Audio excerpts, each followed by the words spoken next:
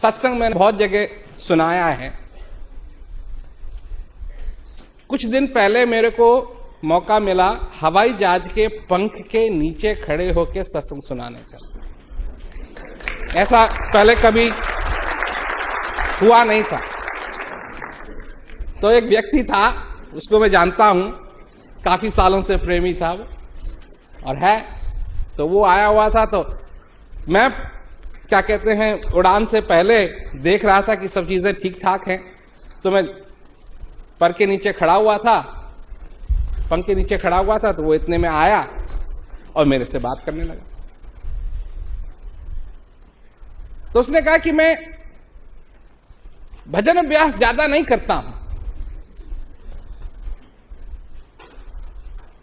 मैं भजन अभ्यास ज्यादा नहीं करता हूं और मुझे ऐसा लगता है कि जो सुख और चैन मेरा है वो पता नहीं कहां चले गया। तब उसको मैंने सुनाना शुरू किया। मैंने कहा ये तू कभी नहीं भूलना कि जिस सुख और चैन की तुझको तलाश है ये तेरे अंदर है, चाहे तू अभ्यास करता है या नहीं करता है वो बात अलग है। मैंने कहा सबसे पहले तो तू ये जान, अरे अभ्यास तो तू बाद में करेगा,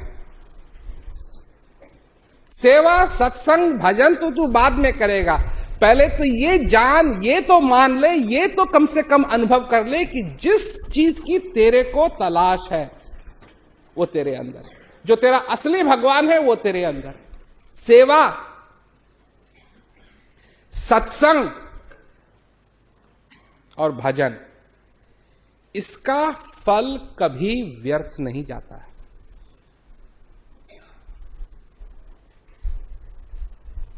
सेवा का फल व्यर्थ नहीं जाता है।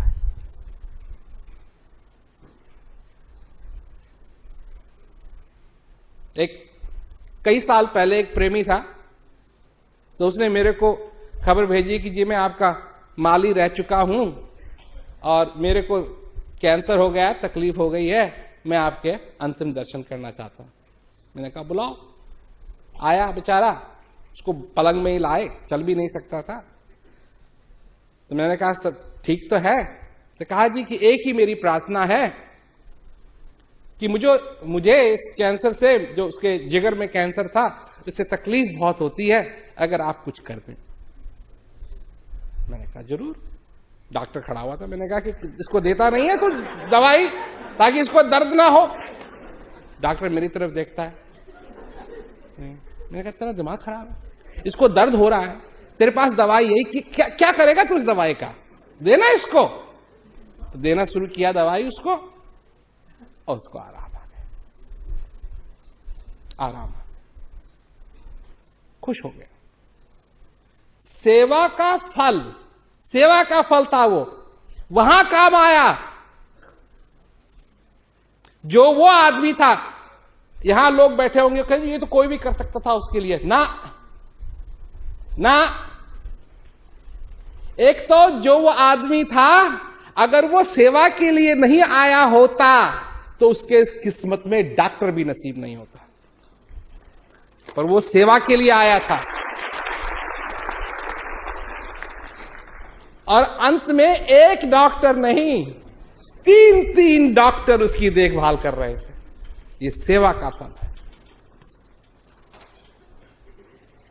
जब मेरे को खबर लगी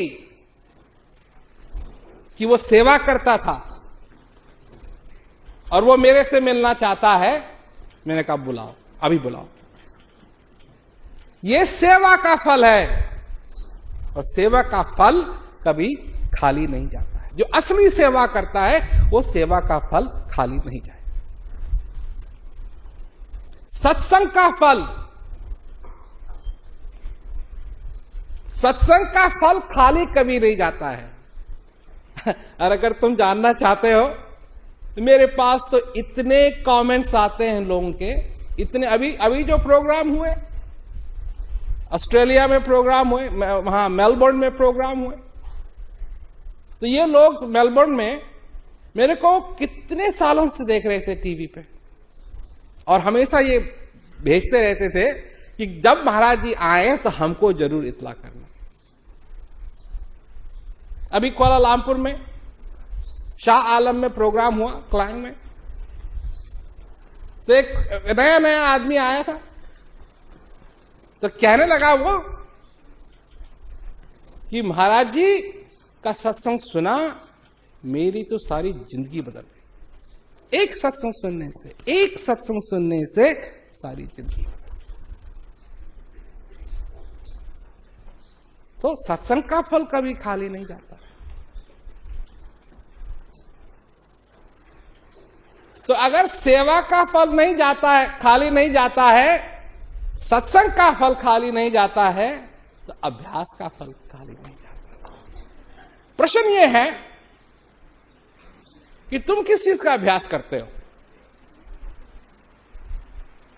अपने जीवन में किस चीज का अभ्यास करते हो?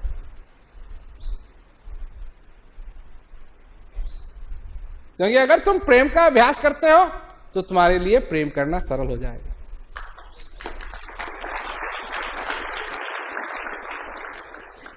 तुम आनंद का अभ्यास करते हो तो तुम्हारे जीवन में आनंद सरल हो जाएगा।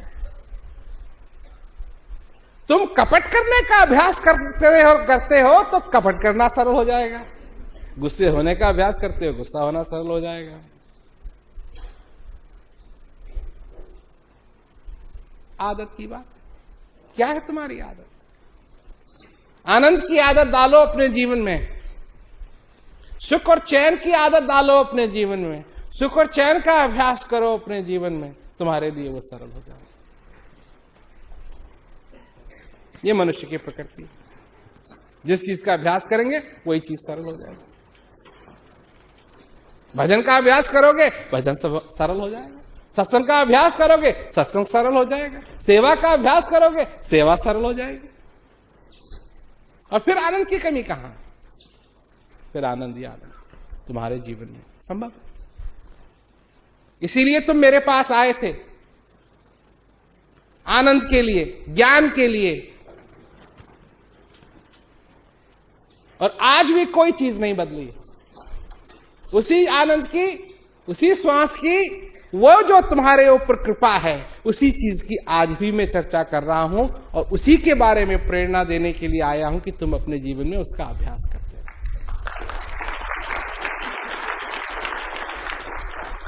तुम सचमुच में बहुत भाग्यशाली कि तुमको ये ज्ञान है। अगर तुमको प्यास लगी और तुम नदी के पास जाओ और सिर्फ एक चम्मच पानी निकाल करके पियो तो उतनी ही प्यास बुझेगी जितनी चम्मच बुझा सकती है। नदी की बात मत करना। कहीं तुम ये कहने लगो, वो भी यही कह रहा था ना कि जी वो पहले तो सब कुछ ठीक था, अब मेरे को नहीं लगता है कि मैं कुछ करता हूं, तो मेरे को वो बात नहीं है। मैंने कहा बात वही की वही है, पर तू सिर्फ चम्मच डाल रहा है नदी में।